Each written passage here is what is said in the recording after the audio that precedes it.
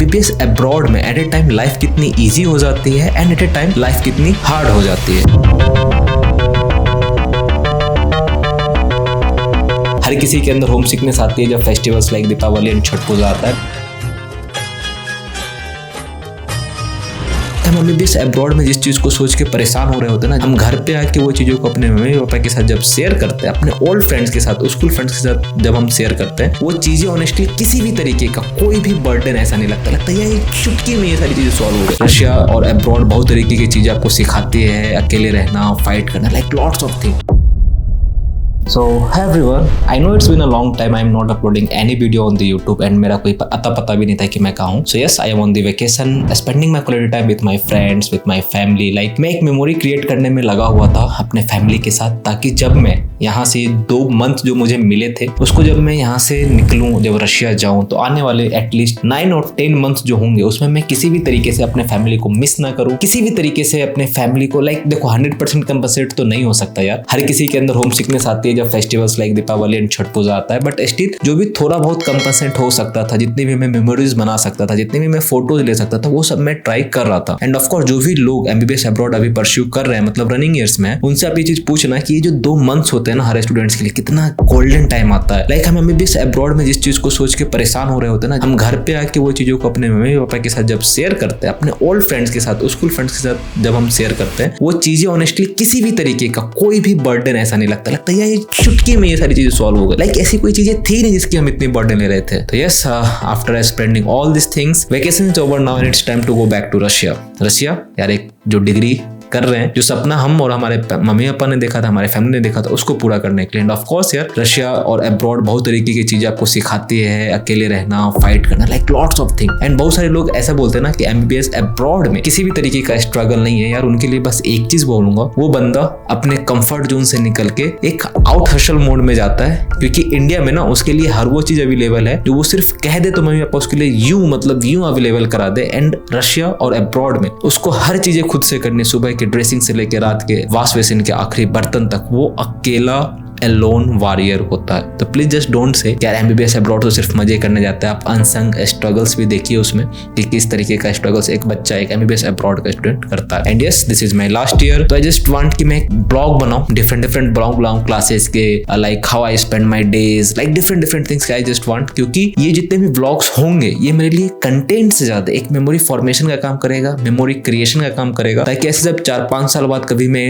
अपने futuristic things में बैठूं और मैं अपने यूनिवर्सिटी डेज को याद करूं, तो मैं देख पाऊं कि how good my university days यार, कितना अच्छा हमने चिल करा था, कितना एक टेंशन फ्री लाइफ था। ऑफ कोर्स टेंशन फ्री तो नहीं था, बट स्टिल उस समय की सिचुएशंस क्या होंगे, अभी की सिचुएशंस क्या होंगे उस हिसाब से। एंड ऑफ कोर्स मैं ट्राई करूंगा कि without doing any fantasise thing in my blog, without creating any hypocrisy thing in my blog, मैं आपको एक रॉ, एक अनफिल्टर कंटेंट दे पाऊं, ताकि जो भी अपकमिंग स्टूडेंट है उनको ये चीज समझ में आए कि एमबीबीएस अब्रॉड में एट ए टाइम लाइफ कितनी ईजी हो जाती है and at a time life कितनी हार्ड हो जाती है। So let's get started. And of course you all know me, I am Roshan, a final year medical student in Russia, and you are watching Unfiltered MBBS Abroad by Roshan. अभी मैं आ चुका हूँ अपने home town के railway station. अभी हम निकल चुके हैं दिल्ली एयरपोर्ट के लिए। ये भैया थे हमारे, एकदम मतलब मस्त दमदार ट्रिप कराई इन्होंने दिल्ली की यार, मतलब मजा आ गया इनके साथ। चलते हैं अपनी last flight as a student MBBS abroad का। मैं अभी पहुंच चुके हैं Bahrain railway station, near about अपने इंडिया जैसा ही है।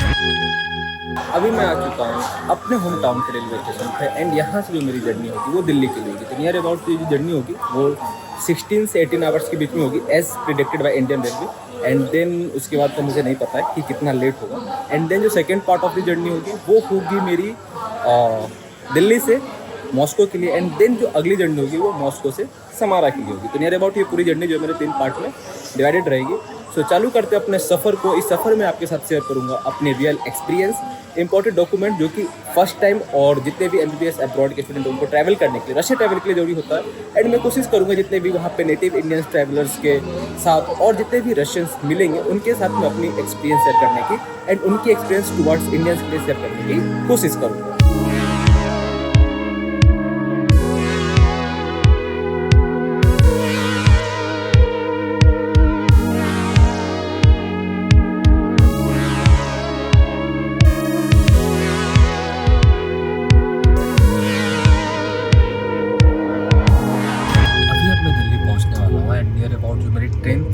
20-25 मिनट डिले ही हुई है, ज़्यादा डिले नहीं हुई है, तो एक ये अच्छी बात भी है। बट देखो इंडियन रेलवे में बहुत ज़्यादा कैप्चर करने के लिए था नहीं, जितने भी स्टूडेंट हैं वो सारे इंडियन रेलवे नॉर्म सब कुछ को जानते हैं। बट अगर आप अभी कंपेयर करना चाहो इंडियन रेलवे को रशियन रेलवे से, तो देयर इज़ अ डिफरेंस, क्योंकि रशियन रेलवे में ना ऐसे वेंडर्स वगैरह नहीं आता, आपको वहाँ पे बेसिक स्नैक्स वगैरह मिल जाएंगे, जैसे टॉफ़ीज़ हो गए, चॉकलेट्स हो गए एंड बिस्किट्स वगैरह मिल जाते हैं। बट इंडियन रेलवे में क्या है कि आपको प्रॉपर खाने की अवेलेबिलिटी भी मिलती है और डिफरेंट वाटर बॉटल्स वगैरह भी आपको प्रोवाइड करा दिए जाते हैं। बट रशियन रेलवेज में वाटर बॉटल तो नहीं, बट वाटर प्यूरिफाइंग मशीन आता है जहाँ पर आप रिफ़िल कर सकते हो।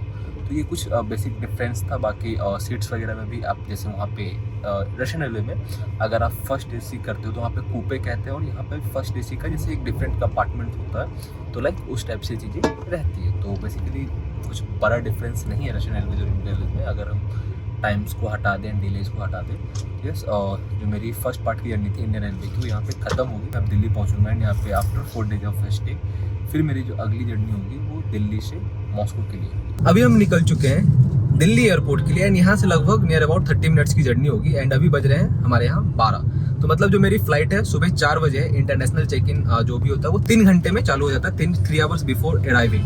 तो 3 घंटे पहले पहुंचेंगे तो नियर अबाउट मेरे पास 1.5 घंटा लीजर पीरियड रहेगा वहाँ पे, क्योंकि होटल्स वगैरह से चेक इन करना, तो हम निकल गए उस हिसाब से। और उसके बाद मैं आपको वहाँ पे दिखाऊंगा कि कैसे मैंने अपने लगेज प्लान किया, ताकि जो लिमिटेड वेट है 35 kg एंड 6 kg, उसमें मैं अपना सारा बैगेज एलोवेंस में जितनी भी चीज़ें इंपॉर्टेंट चीज़ें थी वो मैंने उसको सम अप कर लिया है। एंड उसके बाद मैं आपको ये भी दिखाऊंगा कि क्या क्या सी प्रोसेस नीडेड होगी आपको रशिया फ्लाई करने के लिए। जैसे अगर कोई फर्स्ट टाइम ट्रेवल है उसको क्या लगेगा, एंड एज ए स्टूडेंट अगर कोई फर्स्ट टाइम ट्रेवल कर रहा है उसको क्या क्या चीजें का उसमें नीड होती है। फिर आगे मॉस्को से फिर मैं समारा जाऊंगा via Russian railways.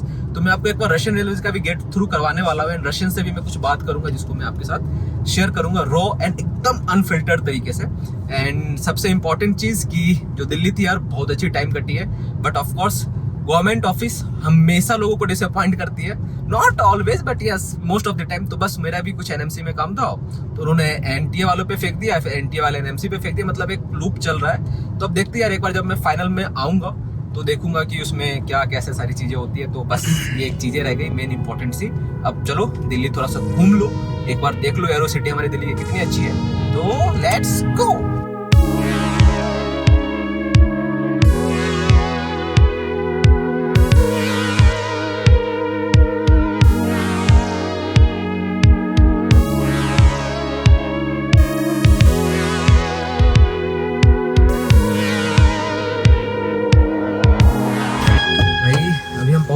Delhi airport पे अभी बस ये देखो यहाँ पे एकदम पहुँच चुके हैं एंड यहाँ से अब हम अंदर की ओर जाएंगे। अभी मैं उतरा हूँ और यहाँ से ये मेरा लगेज है। ये भैया थे हमारे, एकदम मतलब मस्त दमदार ट्रिप कराई इन्होंने दिल्ली की यार, मतलब मज़ा आ गया इनके साथ। हमने भी अभी तक बहुत ट्रैवल टैक्सीज वगैरह करी है, बट क्या एक्सपीरियंस रहा इनके साथ ऑनेस्टली। भैया थैंक यू। अपना नाम बता दो। सचिन नाम है। सचिन है भाई, ये भी मतलब काफी अच्छा इनके साथ एक्सपीरियंस रहा। इन्होंने भी कभी बोला कि हमने ब्लॉगिंग वगैरह करी थी, but yes we are now here. अब आगे चलते हैं, आगे कपड़ों से आपको बताएंगे A to Z की क्या क्या चीज़ें, कैसे कैसी चीज़ें, हर चीज़ें होगी यार। देखो अभी मैं यहाँ पर आ चुका हूँ एंट्री गेट के सामने एंड एग्जैक्टली यही वो जगह थी जहाँ से मैंने अपनी जर्नी स्टार्ट की थी। एंड आज जब मैं घूम के देखता हूँ ना तो कसम से ऐसा लगता है कि कितनी जल्दी ये टाइम जितनी थी ना वो निकल गई। एंड 6 साल की जर्नी कुछ पता ही नहीं चला यार। चलो चलते हैं अपनी last flight as a student MBBS abroad का और फ्लाई करते हैं। आपके साथ कोशिश करूँगा कि जितनी भी चीज़ें हो वो आपसे शेयर कर सकूँ। आ गए अंदर एंड देखो जो सबसे इंपॉर्टेंट काम होता है ना, जैसे आप गेट से एंट्री करते हो यहाँ पे आपको अपना वजन नापना होता है, अपना नहीं एक्चुअली लगेज का। एंड यहाँ पे आपको समझ में आता है कि क्या आपने तिकड़मबाजी की है। तो चलो मैं आपको इन शॉर्ट समझा देता हूँ कि इसमें जो है ना, मैंने जो मेरा चेक इन लगेज था जिसमें ये 6 kg था, इसमें मैंने क्या किया, जितने भी मेरे कपड़े वगैरह थे वो मैंने रख लिया है। एंड इसमें मैंने क्या किया कि जितने भी जो अदर स्टफ्स थे वो रखा है। बाकी एक लैपटॉप वगैरह एसेसरीज बैग जो होते हैं उस पर मैंने अपने बैकपैक में ही रखा है, जो भी मेरे इंपॉर्टेंट इलेक्ट्रॉनिक्स की चीज़ें थी।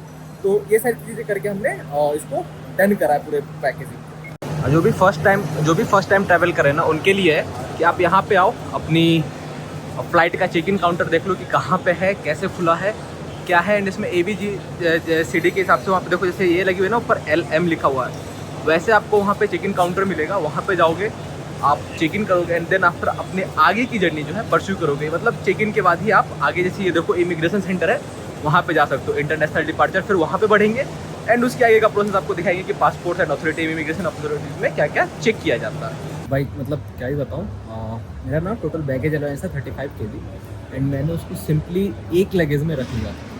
तो उसके कारण क्या हुआ कि अभी रिसेंटली कुछ रूल्स आए या फिर पहले से रूल्स था ये नहीं पता भाई, लेकिन अभी उन्होंने बोला कि 35 kg को आप अलग अलग बैगेज में डिस्ट्रीब्यूट करो एंड 32 ही आप मैक्सिमम अपने लगेज में डाल सकते हो। अब ये सिर्फ गल्फ की है या और एयरलाइंस की, यार ये तो मैं नहीं बता पाऊँ यार, लेकिन बहुत जितना मैं सोचा था ना कि सिंपल एंड स्वीट जर्नी होगी, लास्ट जर्नी है इसको मेमोरेबल बनाएंगे, भाई इतने ज़्यादा हर्षल्स आते जा रहे हैं, मतलब भसड़ फैलती ही जा रही है। तो ये हुआ, उसके बाद भाई फिर इमिग्रेशन में इतनी लंबी लाइन, मतलब अभी मैं जिससे जा रहा हूँ उसमें सिर्फ और सिर्फ मतलब इंडियंस, और वो भी यहाँ के मॉस्को वाले। तो मतलब इतनी भयंकर सब कुछ थी ना कि क्या बताऊँ। बट हाँ चलो, ओवरऑल सब कुछ हो चुका है। और जो इमिग्रेशन के टाइम में चीज़ें लगती थी कि मैंने वहाँ पे शूट नहीं किया ड्यू टू सिक्योरिटी पर्सपेक्टिव, तो उसमें वो जो चीज़ें थी, आपको वीज़ा, जैसे मेरे पास देखो TRC है तो उसमें कुछ एक्स्ट्रा नहीं लगता, आपको वीज़ा होना चाहिए।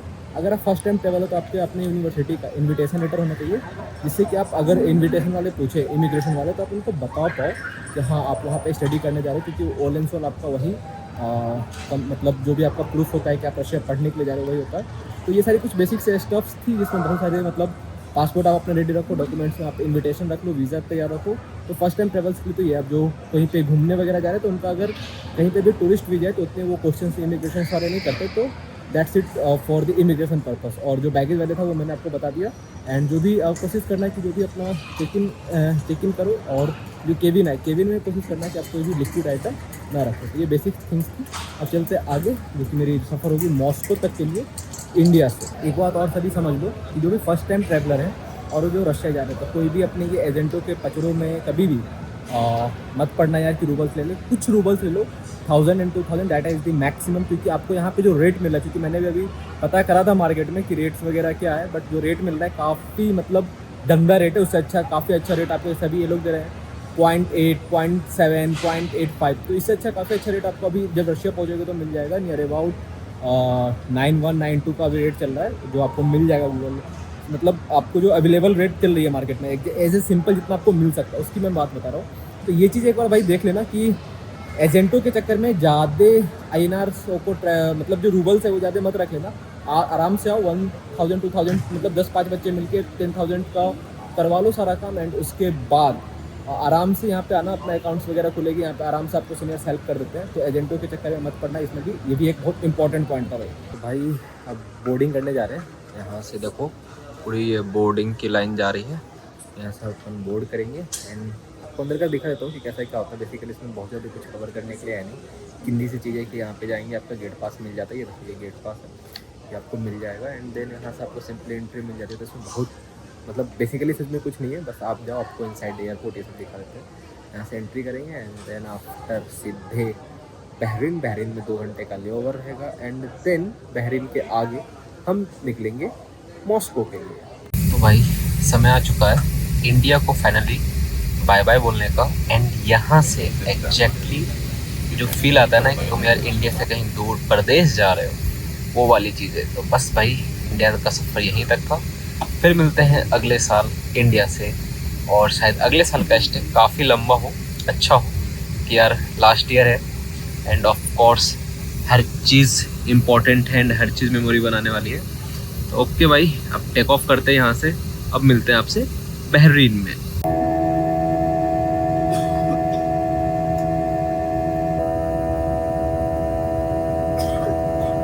भाई अभी पहुँच चुके हैं बहरीन से नेक्स्ट फ्लाइट है मॉस्को की। तो यहाँ पे अभी कुछ 2 घंटे का लेओवर है। फ्लाइट इज़ क्वाइट गुड यार, गल्फ ऑलवेज यार अच्छी फ्लाइट होती है। मैंने अभी इसे और भी बार ट्रैवल किया, और खाना वगैरह भी जो मैंने मील्स वगैरह ऐड किया था उसमें भी अच्छे ऑप्शंस दिए थे इन्होंने। तो यार फ्लाइट तो अच्छी थी, बट ओवरऑल अगर आप एयरपोर्ट का भी एक्सपीरियंस करना चाहो तो काफ़ी अच्छा है। मैं आपको दिखा देता हूँ। लाइक इधर पिज्जेरिया वगैरह है, मतलब पिज़्ज़ा वगैरह मिल जाता है। काफ़ी रेस्टोरेंट्स वगैरह भी हैं आगे, यहाँ पे ये देख लो। और अगर आपको यहाँ पे कोई भी किसी भी तरीके का अगर आपको ये ख़रीदना है परफ्यूम्स वगैरह, तो यहाँ पे काफ़ी अच्छे और कम दाम पे मिल जाते हैं। एंड ये यहाँ पे जैसे लोकल शॉप्स वगैरह में टाइप में है कि अगर आपको कुछ लेना हो एज ए ट्रैवल करते हुए, या फिर किसी भी तरीके का मतलब कोई भी चीज़। एक चीज़ और, अगर आपका यहाँ पे स्टे बहरीन में 12 आवर से ज़्यादा का होता है तो जो बहरीन है मतलब जो यहाँ के गल्फ़ की जो फ्लैग ऑन गोल्ड करके जो गल्फ़ की यहाँ की ट्रैवल एजेंसीज़ है वो देती है आपको यहाँ का ऑन अराइवल वीज़ा, जिसके थ्रू आप बाहर घूम भी सकते हैं। एंड जो आपका स्टे वगैरह का खर्च होता है वो गल्फ़ एयरवेज ही उठाती है। तो नियर अबाउट जो भी आपका अगर कोई ट्रैवल कर रहा है गल्फ़ से और किसी का भी नियर अबाउट 12 आवर से ज़्यादा का स्टे है तो आप बाहर भी निकल सकते हो, ऑन अराइवल वीज़ा मिलेगा और सारी एक्सपेंसेस जो भी आपका स्टे होटल्स वगैरह का खर्च होगा वो एयरलाइंस उठाती है। One more thing good about gulf Airways, जो भी बच्चे मतलब ट्रैवल कर रहे होते हैं ना, उसका 2 कनेक्टिंग फ्लाइट मतलब बहरीन में अगर उनका स्टे 12 आवर्स से ज़्यादा का है तो आपको बहरीन में जो गल्फ एयरवेज है वो आपको कुछ एक्सपेंसेस उठाती है। आप बहरीन में ऑन अराइवल पर वीज़ा ले सकते हो, देन आफ्टर जो भी आपकी कॉस्ट प्राइसिंग होगी यहाँ के एयरपोर्ट से उस होटल तक जाने की, तो होटल के भी जो प्राइसेस है वो आपका गल्फ एयरवेज ही उठाएगा। एंड देन जो ट्रैवल एक्सपेंस होगी आपकी एयरपोर्ट से होटल तक की, वो भी आपका जो एक्सपेंसेस है वो गल्फ एयरवेज उठाएगा। तो मतलब क्वाइट अ गुड थिंग कि आप ये चीज़ को भी यूज़ कर सकते हो। अगर आपका बहरीन घूमने का मन है तो अच्छी सिटी है काफ़ी, आप बाहर निकल के देख सकते हो, काफ़ी मज़ा आता है। तो बाकी एयरपोर्ट एक्सपीरियंस वैसा ही है, बेसिक सा। ड्यूटी फ्रीज है, काफ़ी अच्छे परफ्यूम्स वगैरह से काफ़ी सस्ते हैं, आप देख सकते हो डियोर वगैरह के तो काफ़ी सस्ते मिलते हैं। बाकी एप्पल्स वगैरह के प्राइस में बहुत ज़्यादा का डिफरेंस नहीं है, एज यूजुअल सेम ही है। And yes, that's it for the Bahrain. अब मिलते हैं आगे मॉस्को में। अभी मैं आ चुका हूँ दोमोदेडोवो एयरपोर्ट। ये मॉस्को का सेकेंडरी एयरपोर्ट है, सबसे बड़ा जो है वो SVO करके है, उसका पूरा नाम यार मुझे भी नहीं पता, रशियन में कुछ अजीब सा ही नाम है। बट जो ये छोटा वाला सेकेंडरी एयरपोर्ट है, एंड मैक्सिमम गल्फ की जितनी भी फ्लाइट है वो यहीं पर उतरती है। तो सेकेंडरी एयरपोर्ट है और ये सिटी से थोड़ा सा दूर भी है, तो ऑफकोर्स यहाँ से रेलवे स्टेशन जाने का नियर अबाउट जो चार्जेज रहेगा वो रहेगा 2000 रूबल अगर आप कैब कर रहे हो तो, क्योंकि यहाँ से नियर अबाउट जो स्टेशन है वो 40 to 41 किलोमीटर का डिस्टेंस रखता है। इसी के लिए मैं कहता हूँ ना कि बहुत सारे बच्चे को मेफी वगैरह बोल के जो मॉस्को का सपना दिखाते हैं या फिर नॉर्थ वेस्टर्न करके जो सेंट पीटर्सबर्ग का सपना दिखाते हैं, वहाँ पे आपका लिविंग एक्सपेंस इतना हाई होने वाला है ना कि आप सोच भी नहीं सकते हो, क्योंकि हर चीज़ें दूर दूर पे रहेगी एंड हर चीज़ें वहाँ पे एक्सपेंसिव रहेगी, क्योंकि वहाँ की सिटी लाइफ ऐसी है, वहाँ की चीज़ें ऐसी है। और दूसरी चीज़ जो मैं आपको एक चीज़ बताने वाला था ना, ये इमिग्रेशन पेपर वाइट वाला होता है, इसको आपको रखना है जब आपको मिलेगा, क्योंकि बहुत सारे बच्चे इसको फेंक देते हैं, उनको लगता है कि कोई यूज़ करनी है, बट नहीं। जब आप यहाँ से कभी भी जब रशिया छोड़ रहे होगे तो ये आपको सरेंडर करना पड़ता है नेक्स्ट टाइम इमिग्रेशन ऑफिस के सामने ही। तो ये बहुत इंपॉर्टेंट पेपर है, इसको अपने रखे रहना। अब आगे चलते हैं मॉस्को से समारा के लिए। अभी हम निकल चुके हैं मॉस्को से अपनी ट्रेन जो समारा के लिए है उसको पकड़ने के लिए। वहाँ पे मतलब मॉस्को में सेवरल रेलवे स्टेशन है, मेरी ट्रेन है काजांस्की रेलवे स्टेशन से। और देखो मैं हमेशा कहता हूँ ना कि मॉस्को में या फिर सेंट पीटर्सबर्ग जैसी सिटी में आपका लिविंग एक्सपेंस कैसे जाता है, मतलब जो स्टफ्स में समारा में नियर अबाउट जैसे पानी का बोतल था 5 लीटर का जो मैं 80 रूबल्स का लेता हूँ, यहाँ पे 112 रूबल्स की सेम ब्रांड सेम चीज़ की मिलती है। बाकी आपको अगर टैक्सी के फेयर्स वगैरह बता दूँ तो मेरी जो DME में मैं उतरा था, DME से जो मेरी अपार्टमेंट थी वो नियर अबाउट 20-25 किलोमीटर का था। उस समय मेरी कैब हुई थी 2500 के नियर अबाउट। अब जहाँ पे मैं अपार्टमेंट पे रुका था वहाँ से जो काजांस्की रेलवे स्टेशन है वो नियर अबाउट 11 किलोमीटर है एंड मेरी कैब हुई है नियर अबाउट 1000 की। तो ऑफकोर्स यार मॉस्को में और सेंट पीटर्सबर्ग जैसे सिटी में आपका लिविंग एक्सपेंस ज़्यादा आएगा एंड मतलब अच्छी खासी ज़्यादा आएगी। तो इस चीज़ के लिए आपको प्रिपेयर रहना पड़ेगा ऐसी सिटी को दिखाने के लिए। बाकी मॉस्को एज एन लिविंग मतलब इन्जॉय करने के लिए बहुत अच्छी जगह पे है, काफ़ी मज़ा आया। 4 दिन का स्टे था मेरा, अपने पुराने दोस्तों के साथ भी रुका था तो काफ़ी अच्छा इन्जॉय मतलब अच्छा रहा मोमेंट। लास्ट ईयर है, स्टार्टिंग अच्छी हो चुकी है, बस अब इसको फ्रूटफुल बनानी है लास्ट तक। बस ऐसे अब शांति से थोड़ा सा पढ़ाई लिखाई का रूटीन चालू करेंगे एंड देन फिर वही क्लासेस वगैरह एंड ऑल, और जो सेल्फ स्टडी रहेगा। बाकी यस मॉस्को की बिल्डिंग्स एंड यार मतलब बहुत प्यारी है। आप सोवियत रूस देख लो या फिर मॉडर्न मॉस्को देख लो, दोनों में मतलब इतनी अच्छी बिल्डिंग इंफ्रास्ट्रक्चर उन्होंने क्रिएट कर रखी है कि हाँ मतलब समझ में आता है। बाकी आप रोड्स वगैरह तो देख ही रहे हो। एंड ये देखो भाई कितना अच्छा मतलब टनल है, फिर यहाँ पे रोड्स वगैरह काफ़ी अच्छा मतलब काफ़ी अच्छा एक्सपीरियंस आपको देता है। अगर आपका प्लान है या फिर आपके पेरेंट्स का प्लान बन रहा हो कि आपको यहाँ पे आके घूमना है तो हाँ एक अच्छी गुड टू गो सिटी है, अच्छा एक्सप्लोर करने का मौका मिलेगा।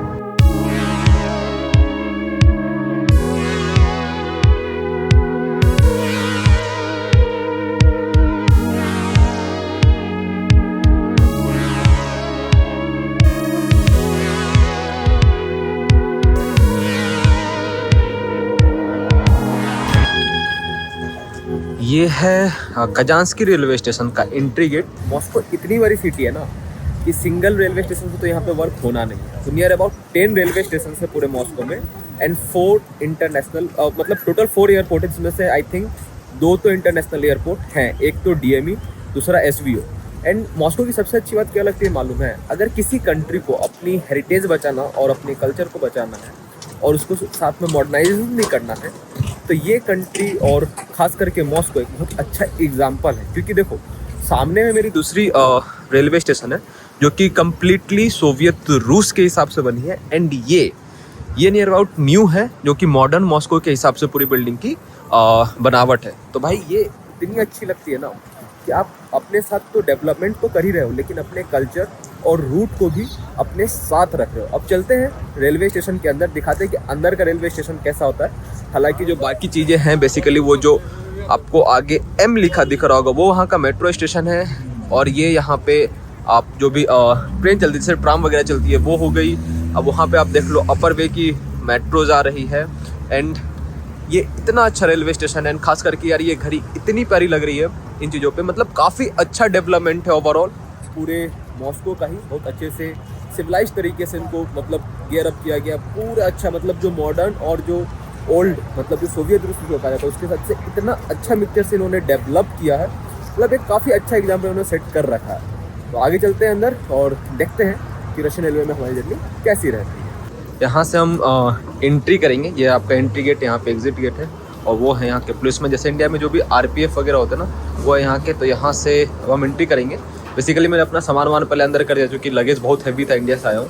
तो यहाँ से एंट्री करने के बाद एक नॉर्मल सा यहाँ पे चेकिंग होगा एंड देन इसके बाद आप आगे जाओगे अपना सामान वगैरह जो भी होता है वो चेकिंग होने के बाद। तो अभी अंदर चलते हैं, थोड़ा सा कैमरा बंद करना पड़ेगा क्योंकि अलाउड नहीं है, फिर आगे का आपको आगे का पार्ट आगे दिखाते हैं। भाई ये है अपना एंट्री, जैसे आप यहाँ से एंटर करोगे ये चेक इन पॉइंट था, यहाँ से आप जैसे एंटर करोगे ये अपना रेलवे स्टेशन का आ जाएगा। यहाँ पे आपका वो सारे बोर्ड है जो भी आपका ट्रेन वगैरह है, अपना नंबर देखो और आप उस प्लेटफॉर्म पे जाओगे। बेसिकली जितने भी ट्रेन होती है यहाँ पे ऑन अराइवल टाइम पे ही चल रही होती है। तो यहाँ पे हम प्लेटफॉर्म नंबर कंफर्म करते हैं एंड देन यहाँ से हम उस प्लेटफॉर्म नंबर पे जाते हैं।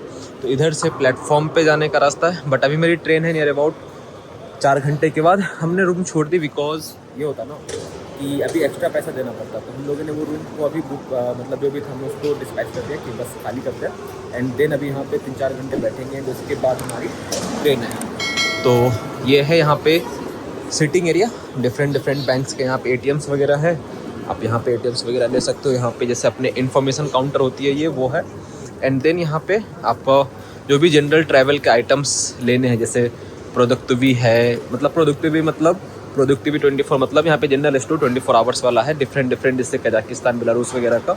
यहाँ पे कुक मतलब कॉफ़ी शॉप्स वगैरह भी है एंड खाने का जैसे यहाँ पे कुकनिया बोलते जो भी अगर बाहर की जैसे बाहर कजाकिस्तान के तो कजाकिस्तान कुकनिया, इंडिया के तो हिंदी कुकनिया ऐसे लिखते हैं एंड देन फिर वही है वहाँ पे एक छोटा सा बोर्ड जो कि अभी रिसेंटली जो ट्रेन आने वाली है उसका है। और आसपास में ही यहाँ पे 2 रेलवे स्टेशन है, लेनिनग्राड्स्काया, एक दूसरा है यहाँ पे यारोस्लाव्स्का कुछ ऐसे करके एंड देन ये कॉफ़ी शॉप, मोबाइल की शॉप, यहाँ पे जिसका भी बैग वगैरह लगेज वगैरह चेकिंग वगैरह हो रही है। देन यहाँ पे अपने चेकिंग स्टाफ्स हैं और डिफरेंट यहाँ पे फिर बैठने का जगह, ये डिफरेंट स्टोर्स हो गए। अभी हम थोड़ा सा और अंदर चलते हैं तो आपको जैसे अपने इंडिया में क्लॉक रूम्स वगैरह होती है वो मैं दिखा दूंगा। ये यहाँ पे कंपार्टमेंट्स में क्लॉक रूम है। अब तो ये सिस्टम खैर इंडिया में भी आ गया। ये यहाँ का क्लॉक रूम है, महंगा होता है देखो बट टेस्टी, अगर किसी को लेना हो तो ले सकते हैं। अबाउट 1000 to 2000 के आसपास पड़ता है 1 और 2 आवर्स का, मुझे एग्जैक्ट पता नहीं है बट एक जो मिनिमल चार्ज है वो ये है। तो यहाँ से अब स्टेशन जाएंगे। यहाँ पे बेसिकली इनको भी आपके प्लेटफॉर्म पे कुछ नहीं होता, जैसे इंडिया में अपने होता है ना प्लेटफॉर्म पे भी कुछ कैटरिंग्स वगैरह की चीज़ें मिलती है, तो वैसी नहीं होती है। देयर आफ्टर यहाँ पे आपसे जो भी खाने पीने की चीज़ें वो लेना है वो आप ले लो एंड देन आप सीधे अंदर जाते हो और फिर वहाँ पे मतलब ट्रेन आती है। देन वहाँ पे आपका पासपोर्ट पे ही आपको यहाँ पे टिकट लेके नहीं जाना होता, पासपोर्ट पे ही चेक होता है आपका कि आपके नाम की रजिस्ट्रेशन है या नहीं है। आपके टिकट पे बैगन और वो मतलब बैगन मतलब जो भी कोच नंबर होता है एंड आपका सीट नंबर रहता है वो उसको मिला लेती है। आपको अपना पासपोर्ट दिखाओगे वो वहाँ पे चेक करेगी, अपने उनके पास है कुछ iPad टाइप का कुछ रहता है उस पर एंड देन आपको वहाँ से वो एंट्री अलाउ कर देती है। बाकी यहाँ पे जनरल टॉयलेट वगैरह है एंड दैट्स इट। मतलब रेलवे स्टेशन नियर अबाउट अपने इंडिया जैसा ही है। तो आप चलते आगे। जैसे मेरी टाइम होगी ट्रेन की, ट्रेन आती है, फिर हम वहाँ पे जाके यहाँ का ये सिटिंग एरिया है, यहाँ पे लोग मतलब जो भी पहले आ जाता है, आपको मैंने बताया था कि यहाँ पे वो रुक सकते हैं। एंड जैसे मेरी ट्रेन आती है फिर चलते, जब मैं आपको दिखा दूंगा कि टिकट्स वगैरह कैसे, हाँ यहाँ के जो टीटी होते हैं वो चेक करते हैं, एंड इनसाइड रशियन रेलवे कैसा होता है। तो ये है मॉस्को का मतलब परफेक्टली जो कजानस्काया स्टेशन है उसका रेलवे स्टेशन। जैसे ये देखिए प्लेटफॉर्म नंबर 1, फिर वहाँ पे इधर से आप इधर चले जाओगे तो ये 2 है, फिर इधर 3, 4, 5, 6 ऐसे है। और ये सारी जितने भी अपने से यहाँ कैटरिंग्स वगैरह की शॉप होती ना, तो ऐसे ही ये सारी शॉप्स वगैरह है यहाँ पे। एंड यहाँ पे लोग वेट कर रहे हैं, एंड फिर यहाँ पे वो देखेंगे कि कौन सी ट्रेन कौन से प्लेटफॉर्म नंबर पे है, फिर वहाँ से वो फिर आगे अपने अपने रिस्पेक्टिव ट्रेन पे जाते हैं। बाकी ट्रेन्स वगैरह को देखना है तो वो वाली पार्ट शायद इसमें क्लियर नहीं आ रही हो, थोड़ा सा क्लोज चल लेते हैं। हाँ एग्जैक्टली ये, तो यहाँ पे ये ट्रेन की इंजन है, देख सकते हो आप, एज इट इज़ जैसा इंडियन रेलवे में होती है वैसा। एंड देन वहाँ पे पूरी ट्रेन है। तो बेसिकली जो अपनी ट्रेन है वो है डबल डेक में, तो काफ़ी अच्छा रहता है अंदर से यार व्यू, मैंने देखा है तो ठीक रहता है। एंड यहाँ पे जो भी रेलवे के एम्प्लॉयज़ वगैरह है वो आपको पूरा दिख जाएंगे यहाँ पे। एंड चेकिंग्स वगैरह थोड़ी सी टफ है, बिकॉज यू नो कि रशिया में क्या चल रहा है ड्यू टू यूक्रेन जो भी इनका स्पेशल ऑपरेशंस वगैरह था उसको लेके। तो अभी चलते हैं ट्रेन के अंदर और दिखाते हैं कि कैसी रहती है रशियन की ट्रेन, और फिर कैसा एक ट्रैवल एक्सपीरियंस आपको रहेगा, क्या क्या चीज़ें इसमें रहेगी। और हाँ ये यहाँ का रशिया में बेसिकली होता रहता है अनाउंसमेंट, तो ये वो है। और इंग्लिश में भी करते हैं ट्रांसलेट, तो मैं भी अभी थोड़ी देर में वो इंग्लिश में करेंगे। तो ये रही भाई अपनी ट्रेन, यहाँ से अब हम आगे की जर्नी स्टार्ट करेंगे। तो भाई अभी आ चुके हैं हम ट्रेन में। तो कुछ ऐसा सा ट्रेन रहता है, बस इंडियन रेलवे, और इसमें ये दिक्कत है ना कि बड़ी सिक्योर सी गली है। बाकी मैं आपको एक बेसिक से दिखाया, तो ये बेसिकली टीटी का कंपार्टमेंट है। अगर आपके पास कुछ खाने वाने के लिए है तो ओवन रहेगा, और फिर कॉफ़ी मशीन, गर्म पानी वगैरह मिल जाता है। एंड अगर आपको पानी भी चाहिए तो वहाँ पे पंपिंग सेट रहेगा। और यहाँ से ये डबल डेक ट्रेन है बेसिकली, तो ये एक नीचे का रास्ता हो गया, फिर एक यहाँ से ऊपर जाने का रहता है। तो ये कुछ डिवाइड रहता है। बाकी ऐसे ये कूपे वाली गेट वाली सीट्स है। अंदर में जाऊंगा अगर वो अलाउ करेंगे जो मेरे साथ हैं, तो फिर मैं आपको वीडियोस वगैरह दिखा दूंगा। बाकी एज सच अगर मैं बताऊं तो रशियन रेलवे और इंडियन रेलवे में जो डिफरेंस है वो बस इतना सा है कि रशियन रेलवे में जगह कम होती है सामान रखने को, और इंडियन रेलवे में जगह बहुत होती है सामान रखने की। तो थोड़ा सा दिक्कत हुआ है, कंजेस्टेड था, बट चलो ठीक है, हो गया है। अभी ट्रेन चल गई है। बाकी आगे का पार्ट में भी वॉशरूम वगैरह आपको आगे दिखा दूंगा, वो कुछ खास चीज़ है नहीं ट्रेन में दिखाने लायक। तो एक बेसिक सा रशियन का ट्रेन का जर्नी था। ऊपर जैसे सीट होती है, 4 सीट है, छोटे से जगह, थोड़ा सा देखो स्पेसियस नहीं है, बाकी everything is well and good, और टेम्परेचर भी वेल मेंटेन है। तो चलो समारा पहुँचते हैं, फिर आपको समारा का भी रेलवे स्टेशन दिखाएंगे। एंड फिर समारा से मतलब समारा के स्टेशन से जो हमारे हॉस्टल की जो डिस्टेंस है वो भी लगभग जितना भी हम ट्रैवल किए ना डिस्टेंस अपने अपार्टमेंट से मॉस्को में रेलवे स्टेशन के उतने ही है। तो मैं आपको कॉस्ट प्राइसिंग का डिफरेंस दिखा दूँगा। यहाँ पे हमने नियर अबाउट 1200 पे किए हैं, वहाँ पे नियर अबाउट 400 पे करेंगे। तो ये एक मेजर डिफरेंस जो बच्चे को अपना क्राइटेरिया में डालना। ये तो सारा अच्छी चीज़ लगी। ये रशियन रेलवे ने दिया था, स्लीपर है इसमें।